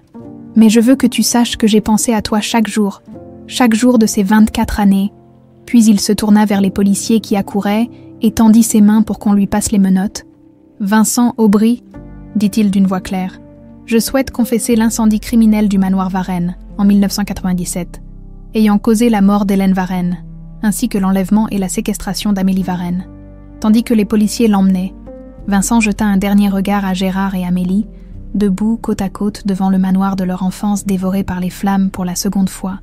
Un regard où se mêlaient remords, soulagement et, peut-être, l'espoir ténu que la vérité, enfin révélée, permettrait à ceux qui l'avaient blessé de commencer à guérir. 6 mois s'étaient écoulés depuis l'incendie et l'arrestation de Vincent. L'automne avait cédé la place à l'hiver, puis au printemps, les pommiers du domaine Varenne étaient maintenant en fleurs, leurs pétales blancs dansant dans la brise légère. Assise sur un banc de pierre à l'ombre d'un vieux chêne, Amélie observait les ouvriers qui s'affairaient sur la façade ouest du manoir. La reconstruction avançait bon train. D'ici quelques mois, les cicatrices de l'incendie auraient disparu. Du moins, les cicatrices visibles. « Je t'ai apporté du thé », dit Gérard en s'approchant, 2 tasses fumantes à la main. Amélie sourit et se décala pour lui faire de la place sur le banc. Ces derniers mois, leur relation avait évolué avec une lenteur prudente. Ils apprenaient à se connaître, à s'apprivoiser mutuellement, père et fille séparés pendant 24 ans, tentant de reconstruire un lien que le temps et la tragédie avaient rompu. « Merci », dit-elle en prenant la tasse. « Tu crois que tout sera prêt pour l'été ? L'architecte est optimiste. La structure principale n'a pas trop souffert. Heureusement. » Ils sirotèrent leur thé en silence, contemplant le balai des ouvriers qui grimpaient sur les échafaudages. Derrière la façade noircie se dessinait déjà la promesse d'une renaissance. « J'ai reçu un appel de maître Dufresne ce matin », annonça Gérard après un moment. « Le procès de Vincent aura lieu en septembre. » Amélie hocha la tête. Le nom de Vincent ne provoquait plus en elle cette terreur instinctive qui l'avait habitée pendant des mois. Le temps faisait son œuvre, lentement, mais sûrement. Penses-tu qu'il plaidera coupable ? Oui, il a déjà tout avoué. L'incendie, les détournements, ton enlèvement, les procureurs parlent d'une peine de 30 ans minimum. 30 ans, une vie, ou presque. Vincent mourrait probablement en prison. Cette pensée n'apportait à Amélie ni joie, ni soulagement. Juste une étrange mélancolie. « Je suis allée voir maman, hier », dit-elle doucement. Gérard se raidit légèrement. La tombe d'Hélène, dans le petit cimetière familial à l'orée du domaine, était un lieu qu'il visitait seul habituellement. « Oh, et comment était-ce » ? « Paisible, j'ai parlé avec elle. Je lui ai raconté ses 24 années, mes études, mes petits boulots, mes rêves d'enfant. Elle marqua une pause, fixant les volutes de vapeur qui s'élevaient de sa tasse. Je lui ai dit que j'aurais aimé la connaître mieux, me souvenir davantage d'elle. Gérard posa sa main sur celle de sa fille, dans un geste de réconfort maladroit mais sincère. « Tu lui ressembles tellement, » murmura-t-il, « pas seulement physiquement, ta force, ta détermination, c'est tout elle. » Un sourire mélancolique se dessina sur les lèvres d'Amélie. « Raconte-moi comment vous vous êtes rencontrés. » C'était devenu un rituel entre eux, presque chaque jour. Amélie demandait à Gérard de lui raconter un souvenir d'Hélène ou de son enfance. Comme si elle tentait de reconstituer pièce par pièce le puzzle de sa vie antérieure. « C'était à l'université », commença Gérard, les yeux perdus dans le lointain. « J'étudiais le droit des affaires. Elle était en littérature française. La bibliothèque universitaire fermait tard ce soir-là, tandis que Gérard déroulait cette histoire qu'Amélie connaissait désormais par cœur. Elle laissa son esprit vagabonder. Ces 6 derniers mois avaient été intenses. Interviews policières, démarches administratives pour retrouver officiellement son identité, gestion de l'entreprise familiale aux côtés de son père, reconstruction du manoir et reconstruction d'elle-même. Surtout, le plus difficile avait été de dire adieu à Lucie Perrin. Cette identité qu'elle avait portée pendant presque un quart de siècle n'était pas simplement un nom sur des papiers. C'était une personne entière, avec ses habitudes, ses goûts, ses rêves. Amélie Varenne était une étrangère qu'elle découvrait progressivement. Et c'est ainsi que j'ai renversé mon café sur sa dissertation sur Proust, concluait Gérard, avec un sourire nostalgique. Elle m'a traité de tous les noms avant d'accepter mon invitation à dîner pour me faire pardonner. Amélie sourit, visualisant la scène comme si elle y avait assisté. Elle devait vraiment être amoureuse pour te pardonner une telle maladresse. Gérard rit doucement. Oh, elle me l'a fait payer pendant des années. Chaque fois que je faisais une bêtise, elle me rappelait l'incident Proust. Un silence confortable s'installa entre eux, uniquement troublé par les bruits lointains du chantier et le chant des oiseaux dans les arbres. « J'ai pris ma décision », annonça soudainement Amélie. Gérard la regarda avec curiosité. À propos de l'entreprise, depuis plusieurs semaines, ils discutaient de l'avenir des entreprises Varenne. Gérard souhaitait qu'Amélie prenne progressivement les rênes, mais elle hésitait encore. « Oui, j'accepte le poste de directrice adjointe, mais à une condition. » « Laquelle ? » « Que nous créions une fondation pour aider les enfants victimes de traumatismes. Ceux qui ont perdu leur identité ou leur famille. » Gérard sourit, visiblement ému. « C'est une excellente idée. Nous l'appellerons la Fondation Hélène Varenne. » Amélie acquiesça, la gorge serrée par l'émotion. Sa mère, qu'elle connaissait si peu, mais qui vivait à travers les récits de Gérard, continuerait ainsi à faire le bien autour d'elle. Il y a autre chose, ajouta-t-elle après un moment. J'aimerais visiter Vincent en prison. Le visage de Gérard se ferma instantanément. Pourquoi ferais-tu une chose pareille? Pour comprendre, pour trouver des réponses que lui seul peut me donner. Cet homme a détruit notre famille. Amélie, il a tué ta mère. Il t'a arraché à moi pendant 24 ans. Je sais tout ça, et je ne lui pardonne pas. Elle prit une profonde inspiration. Mais j'ai besoin de cette confrontation pour avancer, pour tourner définitivement cette page. Gérard la fixa longuement, tiraillé entre sa méfiance instinctive envers Vincent et son désir de respecter la volonté de sa fille. Finalement, il hocha lentement la tête. « Si c'est vraiment ce que tu souhaites, je ne m'y opposerai pas, mais je viendrai avec toi. »« Merci, » dit simplement Amélie. « Mais c'est quelque chose que je dois faire seule. » La visite eut lieu 2 semaines plus tard, dans une salle austère de la prison de haute sécurité où Vincent attendait son procès. Amélie fut surprise par son apparence. En 6 mois à peine, il semblait avoir vieilli de 10 ans. Ses épaules s'étaient voûtées, ses cheveux avaient blanchi, et ses yeux, autrefois vifs et intelligents, étaient désormais ternes, enfoncés dans leurs orbites. « Amélie !» dit-il simplement lorsqu'elle s'assit face à lui, séparée par une table métallique vissée au sol. « Vincent. » Un silence pesant s'installa. Que dire à l'homme qui avait volé votre vie? Par où commencer? Je ne m'attendais pas à te voir, avoua finalement Vincent. Comment vas-tu? La banalité de la question dans ce contexte arracha un rire amer à Amélie. Comment je vais? Je reconstruis ma vie, pièce par pièce. Je découvre qui je suis vraiment, qui j'aurais pu être si tu n'avais pas décidé de mettre le feu à ma maison. Vincent baissa les yeux, incapable de soutenir son regard accusateur. Je suis désolée. Ces mots sont terriblement insuffisants. Je le sais. Pourquoi as-tu gardé ces photos? Demanda abruptement Amélie. Celles de l'incendie? Celles qui prouvent ta culpabilité? Pourquoi les conserver? Vincent resta silencieux un long moment, comme s'il cherchait lui-même la réponse à cette question. Je ne sais pas, admit-il finalement. Peut-être pour me punir, pour ne jamais oublier ce que j'avais fait, ou peut-être, au fond de moi, espérais-je qu'elle serait un jour découverte, que la vérité éclaterait enfin. Il leva vers elle un regard où brillait une larme. Chaque jour depuis 24 ans, je vis avec ce poids. Chaque nuit, je revois les flammes. J'entends les cris d'Hélène. La prison ne sera pas une punition plus terrible que celle que je m'inflige depuis ce jour. Amélie sentit sa gorge se nouer. Elle était venue chercher des réponses, pas de la compassion pour cet homme. « Tu as détruit ma famille », dit-elle d'une voix qu'elle s'efforçait de garder ferme. « Tu as volé mon enfance, mon identité. Comment pourrais-je un jour dépasser ça? Tu ne le peux pas. Tu ne le dois pas, » répondit Vincent avec une franchise désarmante. « Ce que j'ai fait est impardonnable. Je ne te demande pas de me pardonner, Amélie, seulement de vivre pleinement, heureusement, pour effacer un peu de ce que j'ai détruit. » Ces paroles résonnèrent profondément en elle. Vivre, n'était-ce pas exactement ce qu'elle tentait de faire depuis 6 mois? Quand elle quitta la prison ce jour-là, Amélie se sentit étrangement légère, comme si une partie du poids qu'elle portait avait été déposée dans cette salle austère, face à l'homme brisé qui avait brisé sa vie. Elle ne lui avait pas pardonné. Peut-être ne le ferait-elle jamais, mais elle avait décidé de vivre, 1 an jour pour jour après l'arrestation de Vincent. Le manoir Varenne était méconnaissable. Les cicatrices du dernier incendie avaient disparu sous les soins minutieux des artisans. Les tourelles avaient retrouvé leur élégance d'antan, les jardins leur splendeur ordonnée.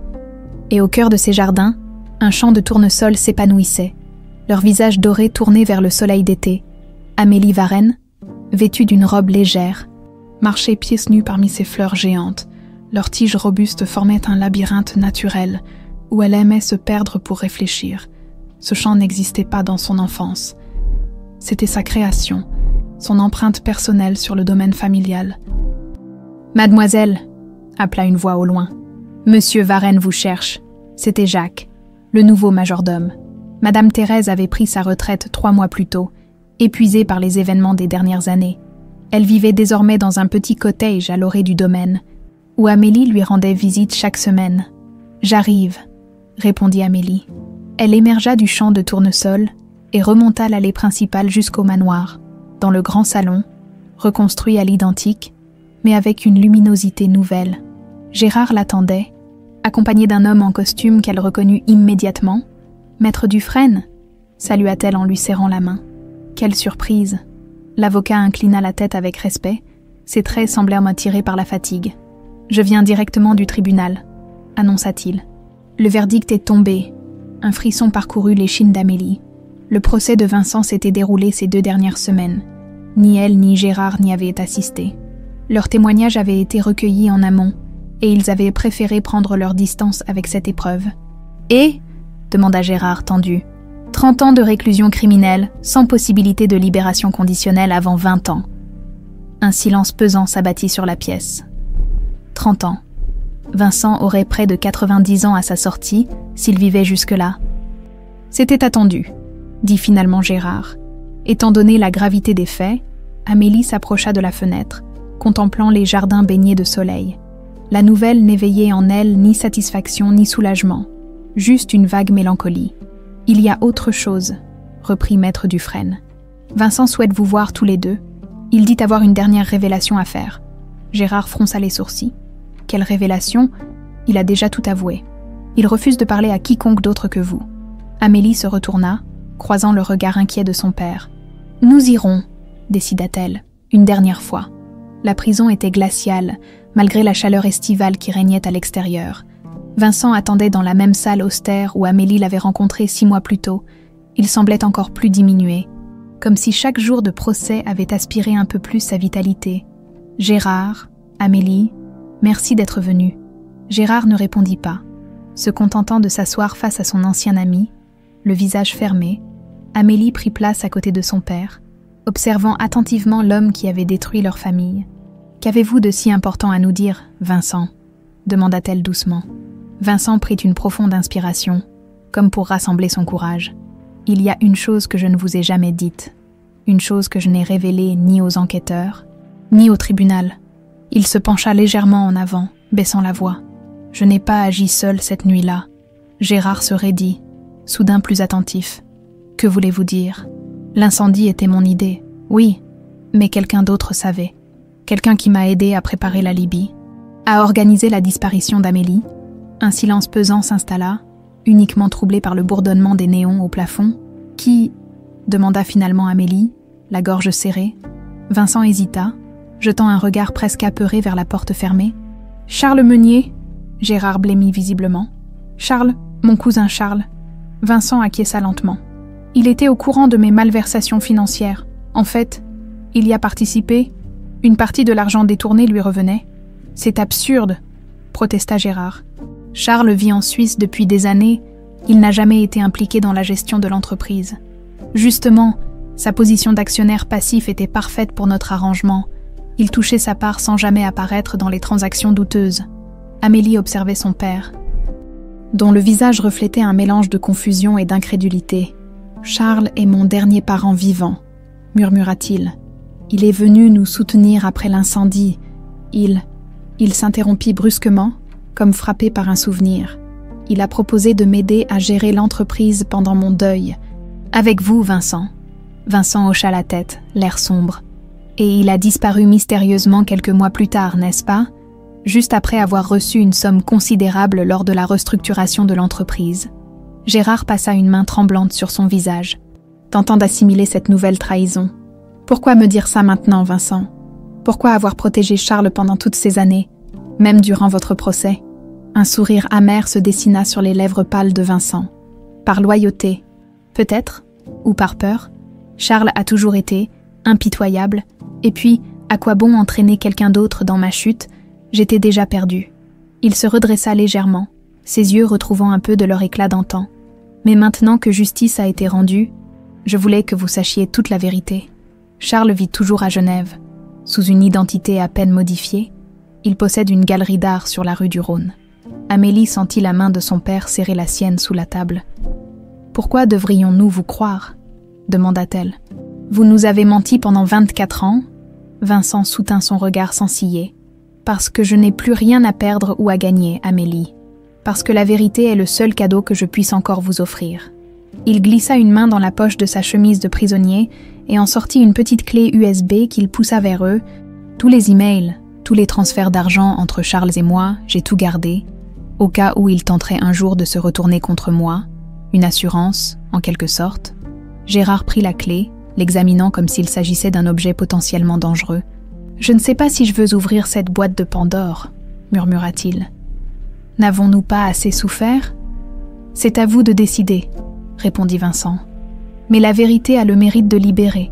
Moi, elle m'a libéré du poids de mes mensonges, même si elle m'a conduit ici. » Ils quittèrent la prison en silence. La petite clé USB pesant dans la poche de Gérard comme un fardeau, sur le chemin du retour, ni le père ni la fille ne parlèrent, chacun perdu dans ses pensées. Ce fut seulement le soir, alors qu'ils dînaient sur la terrasse surplombant le champ de tournesol, qu'Amélie aborda finalement le sujet. « Qu'allons-nous faire à propos de Charles ?» Gérard reposa lentement son verre de vin, contemplant les derniers rayons du soleil qui embrasèrent l'horizon. « Je ne sais pas encore. Une partie de moi veut connaître toute la vérité, traquer chaque personne impliquée dans cette tragédie, mais une autre partie est fatiguée de vivre dans le passé, » compléta doucement Amélie. Leur regard se croisa dans une compréhension mutuelle. « Exactement. » Amélie se leva et s'approcha de la balustrade. En contrebas, les tournesols se balançaient doucement dans la brise du soir, leurs têtes inclinées comme en prière. « Tu sais, j'ai fait un rêve étrange la nuit dernière, » dit-elle. « Maman était là, pas comme dans mes souvenirs d'enfant, mais comme elle serait aujourd'hui. Si elle avait vécu, elle marchait parmi les tournesols et me souriait. Elle m'a dit « Il est temps de regarder vers l'avenir, ma chérie. Le passé est une leçon, pas une destination. » Gérard la rejoignit à la balustrade, ému. « Ta mère était sage. Elle aurait dit exactement cela. Alors peut-être devrions-nous suivre son conseil, » suggéra Amélie. « Remettre ces informations à la justice, mais sans nous impliquer davantage. Laisser le passé où il est et nous concentrer sur notre avenir. » Gérard passa un bras autour des épaules de sa fille, ce geste d'affection devenant de plus en plus naturel entre eux. « Tu as raison. Nous avons perdu trop d'années à cause de cette tragédie. Je ne veux pas en perdre davantage. » Le lendemain matin, la clé USB fut confiée à Maître Dufresne, qui la transmit au procureur. Quant à Gérard et Amélie, ils choisirent consciemment de tourner la page.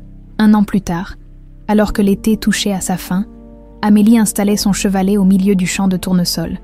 La peinture était devenue sa passion, sa thérapie.